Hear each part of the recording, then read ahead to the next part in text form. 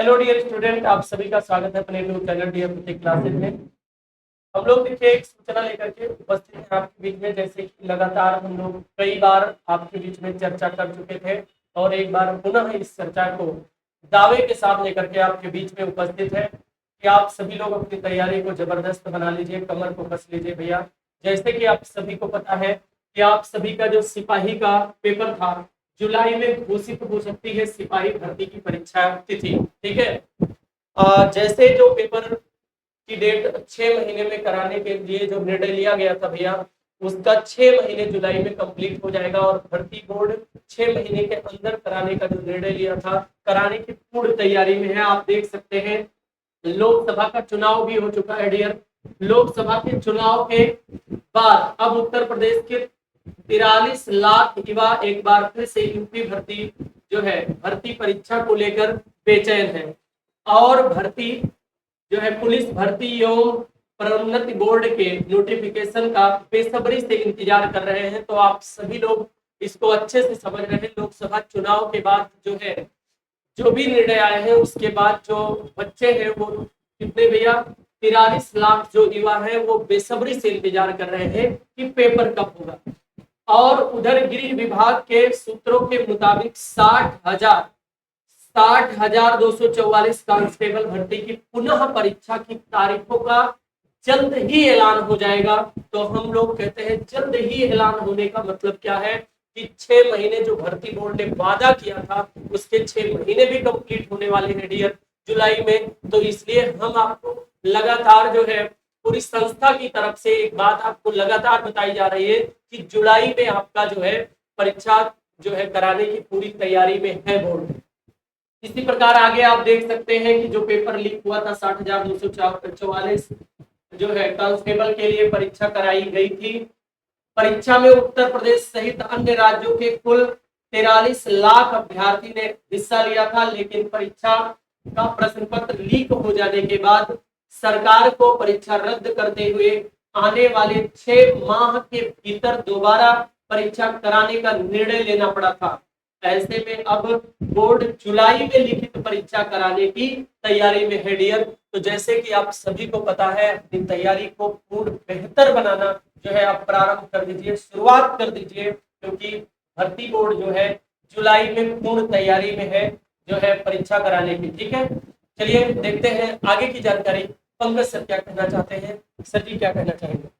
पहली बात तो आपका बहुत धन्यवाद सर, और आप सभी का स्वागत है भैया। आप सभी लोग जानते हैं कि हम लोग बहुत दिनों से इसका इंतजार कर रहे हैं और आप में से बहुत सारे बच्चे ऐसे भी हैं जिन्होंने बहुत मेहनत किया था इसके लिए डियर, है ना। बहुत मेहनत किया था, यानी अपना जी जान लगा दिया था, लेकिन फिर भी किसी कारणवश पेपर लीक हो गया और पेपर लीक होने की वजह से पेपर को निरस्त कर दिया गया था। तो पेपर निरस्त कर दिया गया था, तो वो बच्चे जो अभी तैयारी जिनकी बहुत अच्छी थी, जो तैयारी अभी नहीं कर रहे हैं, उनके लिए बढ़िया मौका है, पुनः से समय मिल गया है। आप पुनः से तैयारी में जुट जाओ भैया। आप जानते हैं पेपर में आ गया है और ऐसा कहा भी गया था किसी भी प्रक्रिया भर्ती प्रक्रिया पर लोग जो है रोक लगा था लोकसभा चुनाव तक। लोकसभा चुनाव हो चुका है, सरकार का गठन होने वाला है, आप सभी लोग जानते हैं।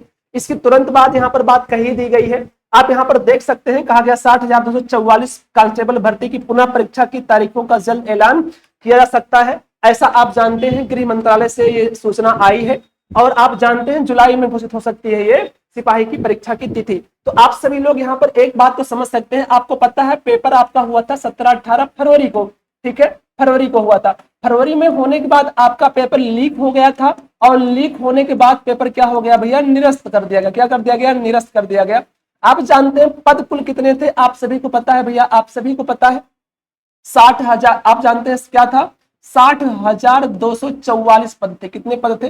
244 पद थे, जिसके लिए आप जानते हैं 50 लाख से अधिक अभ्यर्थियों ने फॉर्म अप्लाई किया था। लेकिन इसमें परीक्षा में बैठे कितने थे? लगभग 43 लाख अभ्यर्थी परीक्षा में बैठे हुए थे। तो थोड़ा सा पेपर टफ था, आप जानते थोड़ा सा तो कंपटीशन टफ था, लेकिन जब से निरस्त हुआ है कंपटीशन थोड़ा सा कम हुआ है। लेकिन अभी भी बहुत ऐसे बच्चे हैं जिनको अपने माता पिता के सपनों को सच करके दिखाना है ना, वो अभी भी लगातार दिन रात लगे हुए हैं। तो आपसे भैया रिक्वेस्ट है कि उन माता पिता के सपनों को अब साकार करने का पुनः से जो है समय आ गया है, पुनः से उठ खड़ा होने का समय आ गया है। पुनः से कमर कस लेने का समय आ गया है, बहुत हो गया। अब आप पुनः से तैयार हो जाइए अपने अस्त्र शस्त्र को लेकर और लग जाइए, डट जाइए। और आपको ज्यादा नहीं, केवल एक पद की आवश्यकता है जिससे आपके माता पिता खुश होंगे।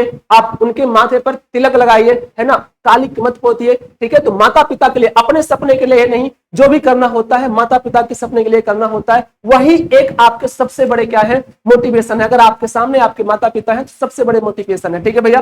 तो ये आपके पास आ चुका है। अब आप बिल्कुल देरी मत करिए, बिल्कुल से ही डट जाइए, जिससे आप सफलता जरूर प्राप्त करिए। और अगर आप अभी से लग जाते हैं तो आपको सफलता जरूर मिलेगी, है ना।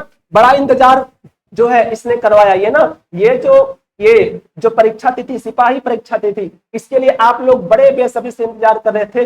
इसने बड़ा ही क्या किया है, इंतजार करवाया है। तो इसके लिए कहना, 2 लाइन कहेंगे आपके लिए, है ना, कि ए इंतजार बहुत लंबा हो गया, ए इंतजार बहुत लंबा हो गया, तुझे पाने का इंतजार करते करते, तुझे पाने का इंतजार करते करते, संघर्ष की राहों में उलझा हुआ हूं मैं, संघर्ष की राहों में उलझा हुआ हूं मैं, ऐवर्ती ऐवर्दी तेरा इंतजार करते करते, ठीक है भैया। तो अब समय आ गया है इंतजार खत्म करने का। अब आपका इंतजार खत्म होने वाला है, तो आप लोग जुट जाइए भैया और अच्छी से अच्छी बेहतरीन तैयारी के लिए। और आपके लिए क्लासेज भी जल्दी स्टार्ट की जाएंगी इस प्लेटफॉर्म से। जितने भी क्लासेज हैं, आप जानते हैं, हिंदी, रीजनिंग, जीके जीएस और मैथ्स की क्लासेज यूट्यूब पे फ्री आप पोस्ट आपको दी जाएंगी आपके परीक्षा पैटर्न को देखते हुए, ठीक है भैया। तो इसके आगे प्रतीक सर जो भी कहना चाहते हैं आपको कह सकते हैं। आपका भैया बहुत बहुत धन्यवाद। जी सर जी। तो अभी सर जी ने देखिए अपनी जो है, कह सकते हैं, गागर में सागर भर दिया, ठीक है। अब आपको मोटिवेट करने की जरूरत नहीं है भैया, ठीक है। अगर आपके माता पिताजी आपके सामने हैं तो उन्हीं को देख करके स्वयं मोटिवेट होना पड़ेगा, ठीक है। हम तो केवल इतना कहना चाहेंगे कि यकीन कर तू बदल सकता है, यकीन कर तू बदल सकता है अपनी किस्मत की लकीरों को, यकीन कर तू बदल सकता है अपनी किस्मत की लकीरों को। लिखने वाले खुद ही लिखते हैं, लिखने वाले खुद ही लिखते हैं आजकल अपनी तकदीरों को। बस भैया इसी के साथ हम अपनी वाणी को विराम देते हैं। हम लोग पुनः मिलेंगे एक दूसरे और बेहतरीन सूचना के साथ। बहुत बहुत धन्यवाद आप सभी का। सेशन को पूर्ण रूप से आप सभी लोग अपने पास से अपने दोस्त के पास और भी आप वीडियो को शेयर कर दीजिएगा डियर। बस इन्हीं शब्दों के साथ हम अपनी वाणी को विराम देते हैं। हम लोग पुनः मिलेंगे एक दूसरे और बेहतरीन सूचना के साथ। तब तक के लिए आप सभी लोग स्वस्थ रहें, मस्त रहें और व्यस्त रहें। बहुत बहुत धन्यवाद आप सभी को सेशन में जुड़ने के लिए।